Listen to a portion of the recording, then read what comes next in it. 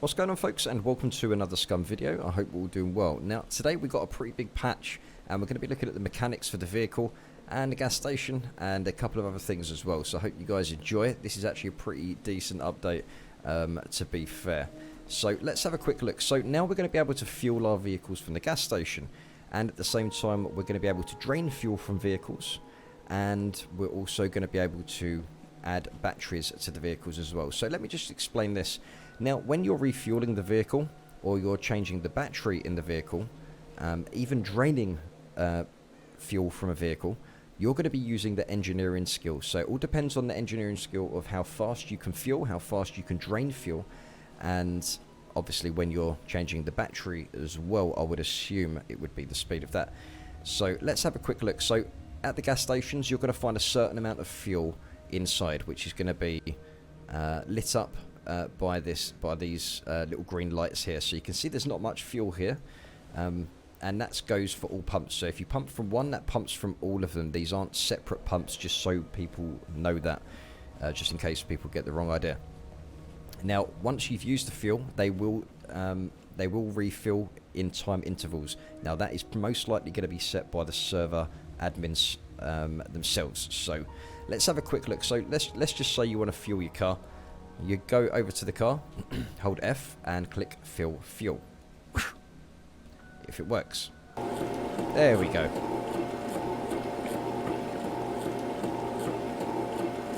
So you can see that it's now draining the fuel into the car. And now the fuel is gone. There's no fuel left at this gas station until the time interval for whenever that is set by the admins, like I said before, of when they do refuel. Now they might not fuel back up all the way back up to the top, but you know, you got your bit of fuel. That's all that matters. You can now go around the map again. So if we go into the vehicle, you can see here the bottom right hand side, you can see the health of the vehicle, the fuel and the battery. Now apparently that is going to change in the future. I quite like it like that. It's quite simple and effective, and it gives you exactly what you need. So what we're going to do now is I'm going to now show you how to siphon fuel from the vehicle itself. So what we're going to do is we're going to grab a gasoline canister.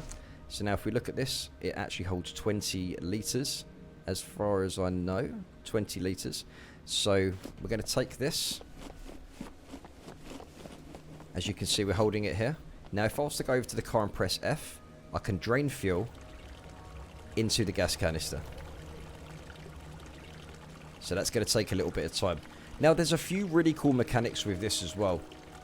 Not only are you going to have the ability to steal fuel or even drain fuel from one vehicle and put it into another vehicle that you may own on the server, obviously you now have the pumps too, which is an absolutely brilliant way of doing it. So what I'm going to do is I'm going to put the fuel down there, or we can actually put that, let's actually put that into the vehicle. So let's open the inventory up and we're going to put that in there just like that. Now there's a couple of really cool things with this. Let me just show you very quickly how the battery works as well. All you need to do is take the battery. No, let's not chop that up because I do need that. Okay, let's just put that in my inventory if that fits. Okay, so I'm just going to have to drag this with me here. So you need to have the battery on the floor here. And what we're going to do is we're going to hold F over the car, charge battery. I really like the sounds actually. So don't forget, this is going to be going in your engineering skill. Now there's a couple of really cool little tricks here I really want to show you guys. So obviously you can charge the battery up depending on how much battery the battery has left. So this has 49 uses left out of 100. So let's go back into the vehicle and you can see that the battery is now fully charged. Now the thing is, if I was obviously driving around, my fuel is going to decrease over time. So the fuel now decreases and the battery will decrease as well. So the battery is going to decrease by honking the horn, and the battery is also going to decrease by using the radio. Now let's just say, for example, that you have no battery left right now starting here. So you have to be driving the car to charge the battery. If you leave the vehicle for 7 days, the vehicle is going to not have any battery and you're not going to be able to run the car. So what do? Let's just say the vehicle has no battery left. So we're sitting here now. Now what would happen, because I don't have another person with me to help me out here. What you would do is you would have a player at the back of the car, and they would have an option to push the car while you press W to start it. And then what you would do is you would then drive off, and your battery would literally start going up again. Now, if you was on a hill, if you had no battery and you was on a slope, all you have to do is engage the clutch by pressing W, and what you would do is you would start rolling, and you would have to drive around to get that to get the battery charge back up again. I think stuff like this is really, really cool because it's a mechanic within a mechanic, really. Like, you've got the mechanic for fuel and the battery, and then you've got the sub mechanics underneath that as well.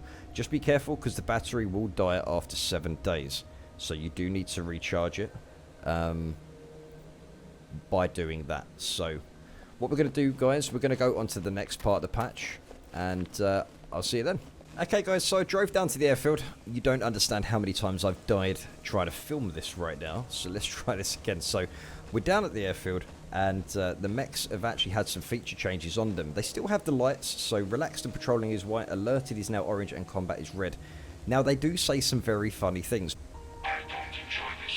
but I think there is a bit of a bug. What they will do if you walk into their area is they'll ask you to put your hands up. Currently, right now, they're actually being very, very fast in shooting you straight after, so they're not giving you time to actually exit the area. Now, if you do not comply, they will shoot you. He's just told me to freeze. Hands up. Right, he's told me to leave. I leave. And then he'll start trying to shoot me to get out of the area, which is my time now to run. And I've spawned back at that bed several thousand times in the last 10 minutes. Okay, so we're back at the base, and what we're going to do is we're going to check out a couple of new base building elements. There's actually 4 elements, sorry, that we're going to check out. First is going to be the basic engineering, which is the improvised wardrobe and the small log shed. Now, the improvised wardrobe, this is literally just for storage stuff. Now, obviously, you can put this inside. I'm just going to use my little magic tool there just to build it instantly. So you can now actually add anything you want to it, and at the same time you can lock it as well. So you guys can see here that you do need to make a lock, which again is going to be engineering, which is up here. So you need medium skill engineering for a silver and advanced for the gold lock there. So let's go and build the small log shed as well. Now, this is really handy stuff to have, especially if you palisade all the time. So you guys can see, it looks really cool. I'd love to see more stuff like this. I've already spoken to one of the devs and said about having more stuff like this, like cabins. Because we can't get roofs yet for our bases. So a lot of people's bases are just open like this, which I don't really like that personally. So let's have a quick look. We're going to have a look at the large log shed here. So let's have a look there. Let's fill that up.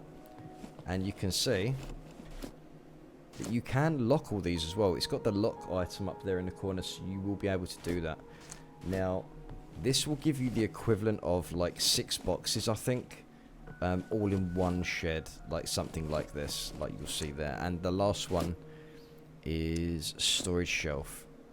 I mean, this looks really cool, to be fair. Look at that. That looks absolutely awesome. Really does look good. So there's some more items here that you can use just basically to store stuff, guys. And obviously you can put anything you want into these ones.